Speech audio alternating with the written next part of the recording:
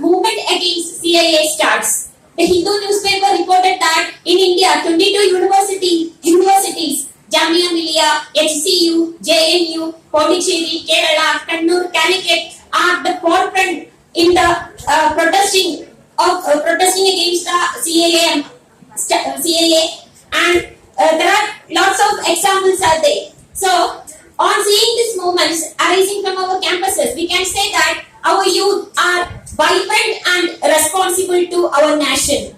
But at the juncture, we have an added duty to coordinate all these movements and politicalize the youth against the right-wing force. My next point is related to the economic issue.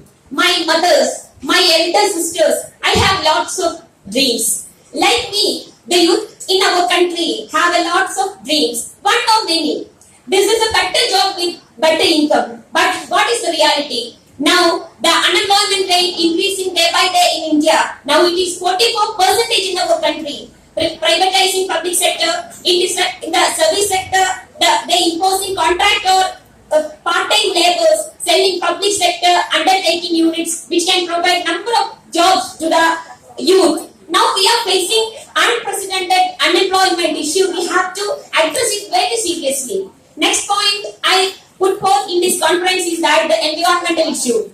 Environment is very important part of our life. These words are not mere exaggeration. These are the words from Herds of Kerala. This we realized from our own experience, and we Kerala felt it as our life issue because we are the victims of the consequences of the environmental degradation. We faced two floods in this period continuously in 2018 and 2019.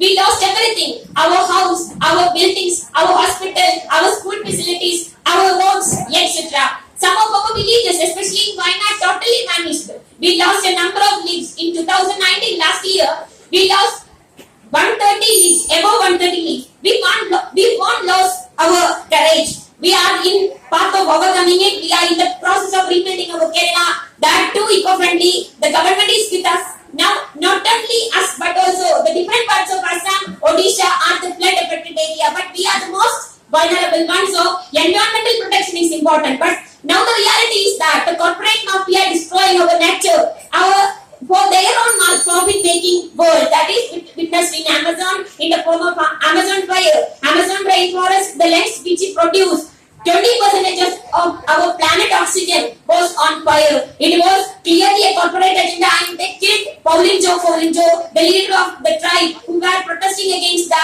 exploitation. And my last point is that it is related to the women's harassment. Atrocities against women and children increasing